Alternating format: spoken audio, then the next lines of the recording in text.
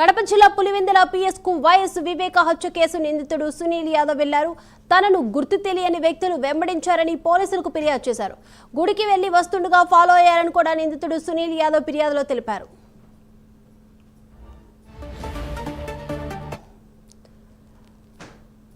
పోలీసులకు ఫిర్యాదు చేశారు సునీల్ యాదవ్.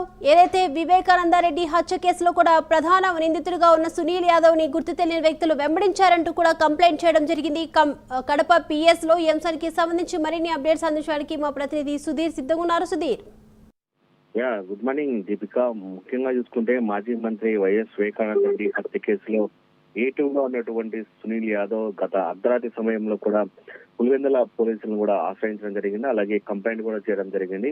అయితే ముఖ్యంగా చూసుకుంటే కనుక అయితే తన పెళ్లి రోజు కావడంతో కూడా పూర్తిస్థాయిలో నిన్నటి దినం కూడా ఆయన కుటుంబ సభ్యులతో కూడా గుడికి వెళ్తుండగా అవినాష్ రెడ్డికి సంబంధించినటువంటి అనుచరులు కూడా కొంతమంది తన వెంట పడ్డారని చెప్పి, అలాగే వాళ్ళ నుంచి పూర్తిస్థాయిలో కూడా ప్రాణహాని ఉందని గత అర్ధరాత్రి కూడా సునీల్ యాదవ్ పులివెందుల పోలీస్ స్టేషన్ కి వెళ్లి కంప్లైంట్ ఇవ్వడం జరిగింది. అయితే ముఖ్యంగా చూసుకుంటే కనుక మాజీ మంత్రి వైఎస్ వివేకానందరెడ్డి కేసులో కూడా సునీల్ యాదవ్ ఏటుగా ఉండడం జరిగింది. అయితే సునీల్ యాదవ్ ఒకటే చెప్తున్నారు, నేను గతం నుంచి చెప్తూనే వస్తున్నాను, ఖచ్చితంగా నాకు కడప ఎంపీ అవినాష్ రెడ్డి అనుచరుల వల్ల పూర్తిస్థాయిలో కూడా తనకు ప్రాణహాని ఉంది, ఖచ్చితంగా నన్ను కాపాడాలని చెప్పి గతంలో కూడా జిల్లా ఎస్పీని కలిశాను. మళ్ళీ ఇప్పుడు కూడా గత రాత్రి కొంతమంది వ్యక్తులు కూడా నన్ను చంపడానికి ప్రయత్నించారని చెప్పి చెప్తున్నాను. ఇప్పటికైనా నాకు ఖచ్చితంగా గన్మెన్లను ఏర్పాటు చేయాలని చెప్పి కూడా అతను చెప్తున్న పరిస్థితి ఉంది. అయితే దీని మీద జిల్లా ఎస్పీ ఎట్లా స్పందిస్తారని కూడా మనం తెలియాల్సింది. ఏదేమైనా చూసుకుంటే కనుక సునీల్ యాదవ్ మీద అయితే కనుక గత రాత్రి కొంతమంది అవినాష్ రెడ్డి అనుచరులు వెంటబడడంతో కూడా అతను కంప్లైంట్ ఇవ్వడం జరిగింది.